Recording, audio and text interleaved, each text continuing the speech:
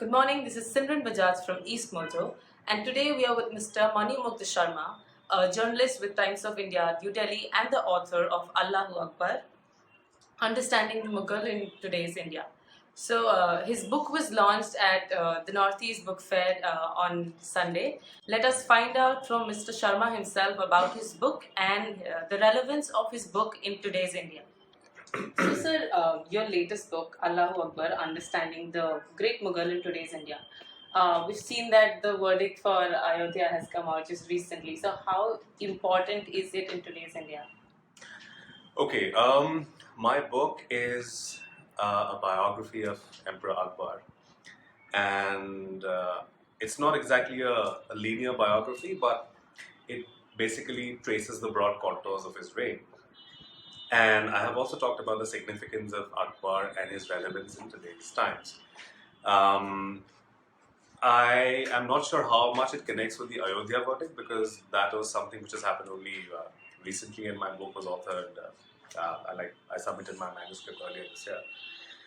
I'm not sure exactly how relevant my book would be in that backdrop, but yes, certainly. What is happening in India right now is that communal forces have attained critical mass, and a lot of old conflicts between different societies and communities have flared up all of a sudden.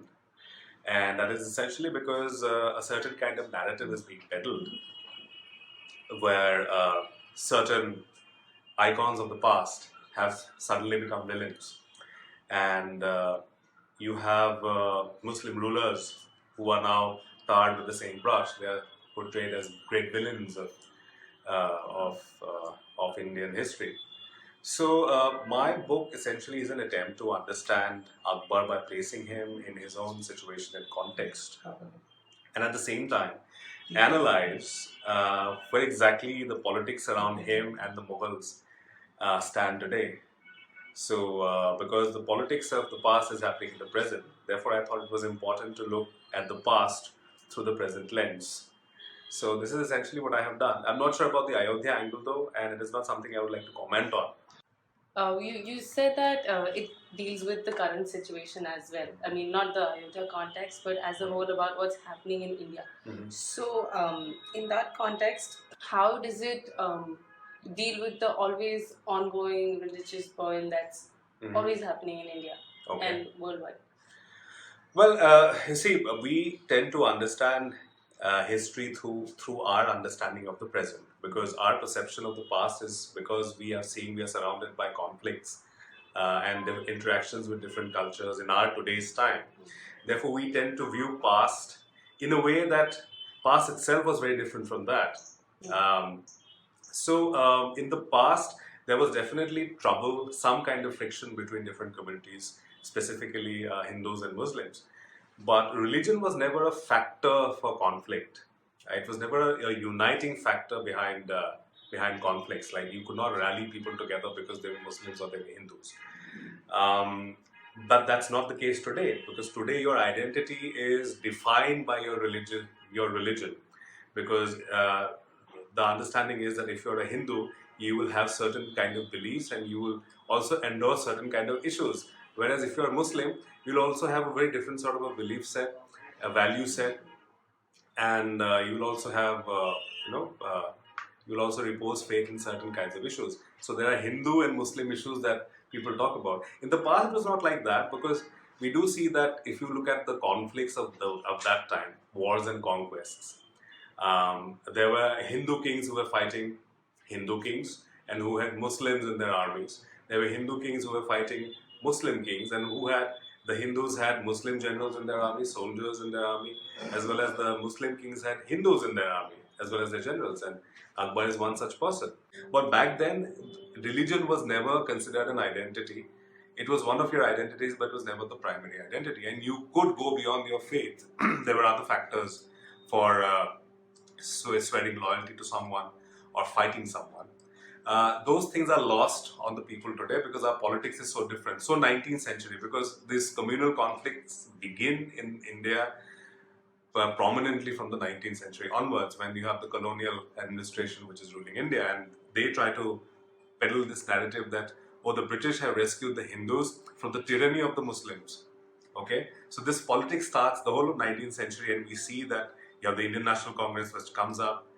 As its rival, you have the All India Mohammedan Educational Conference, which eventually becomes the Muslim League in 1906. And then you see this communal politics happening all throughout 20th century, and unfortunately even in the 21st century, despite having two different nations based on faith. So it is very relevant that way, that we understand people as people, not because of their religion. And in the past, our ancestors did not exist just because they were Hindus or Muslims. So that way it's very relevant, and it also tells you that we as people are very different, but at the same time we do also have certain continuities from the past, which tends to influence our psyche. But if you look at the historical record, that may not be true.